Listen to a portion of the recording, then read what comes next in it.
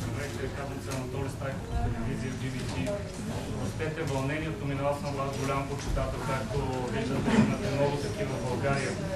Господин Линч, много ви моля, отговорете ми, колко би Лора Палмер?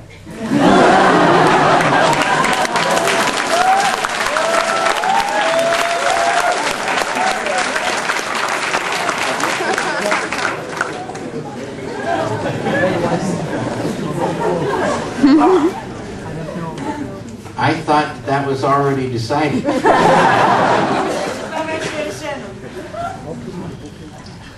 If there's still doubts, that's very interesting.